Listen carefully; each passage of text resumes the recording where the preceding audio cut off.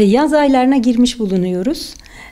Biliyoruz ki biz yaz aylarında Diyanet İşleri Başkanlığımızın yaptığı bir çalışma yaz Kur'an kurslarıdır. Yaz Kur'an kurslarıyla biz çocuklarımıza sahih dini bilgiyi ulaştırmaya çalışıyoruz. Diyanet İşleri Başkanlığı olarak toplumun bütün kesimlerine sahih dini bilgiyi ulaştırma hedefimizdir. Bunlardan en önemlisi en önemli ayakta çocuklarımız ve gençlerimizdir. Çünkü çocuklar ve gençler bizim geleceğimizdir. Onların iyi yetişmesi, manevi değerlerle yetişmesi, dindar bir nesil olarak yetiştirilmesi bu büyük ölçüde Kur'an kurslarımızda yaptığımız bu çalışmayla yakından alakalıdır. Bu minvalde 1 Temmuz'da başlayacak olan yaz Kur'an kurslarımız 16 Ağustos'a kadar devam edecektir. Kurslarımızda kayıtlarımız başlamış olmakta ve ayın 8'ine kadar da devam edecektir. Yaz Kur'an kurslarımızda çocuklarımıza Kur'an'ın anlamıyla da buluşturuyoruz. Mealiyle birlikte Kur'an'ı öğretmeye çalışıyoruz. Bunun yanı sıra fıkıh, siyer ve temel dini bilgileri öğretiyoruz. Özellikle de çocuklarımızın manevi değerleriyle buluşmasına çok önem veriyoruz. Çocuklarımızı manevi değerlerle yetiştirmemiz gerekiyor.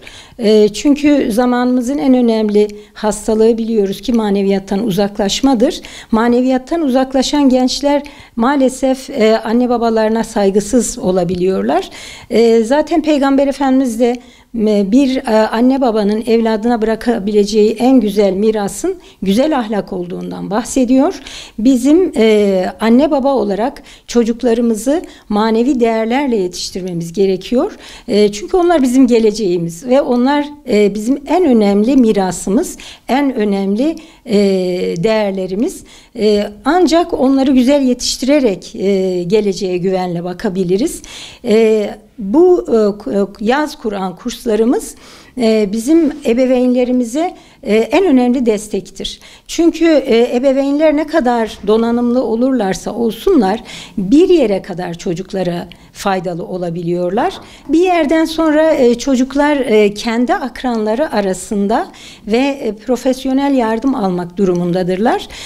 İşte bu yaz Kur'an kurslarımızda çocuklarımız cami ile buluşarak manevi değerleri elde ediyorlar.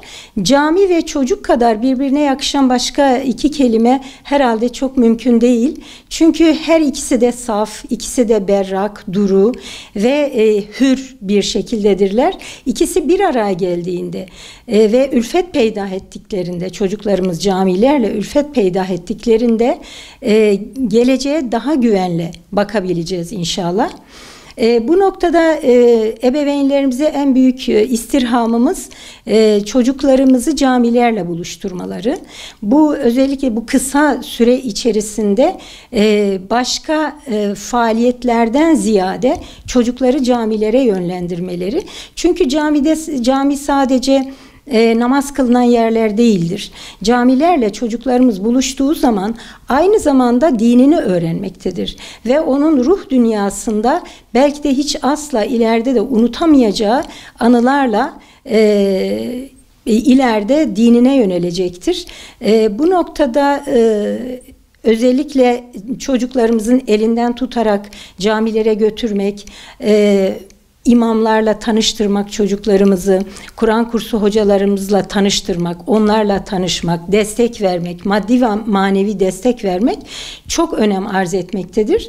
Velilerimiz lütfen ne kadar dünyevi şeylere önem veriyorlarsa çocuklarına, okullarına ne kadar önem veriyorlarsa bu dini eğitime de belki ondan çok çok daha fazla önem vermelerini rica ediyoruz.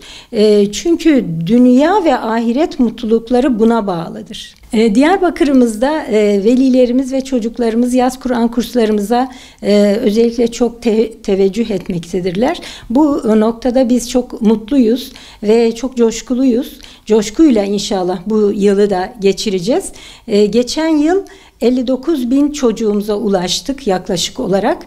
Bu yıl inşallah onun üzerine çıkmayı planlıyoruz ve hedefliyoruz. İnşallah bu hedefimize ulaşmayı Allah Teala bize nasip etsin diye duada bulunuyoruz. Ve tabii bu konuda anne babaların desteği gerekiyor. Bütün kurumlarımızı, bütün anne babaları desteğe davet ediyoruz.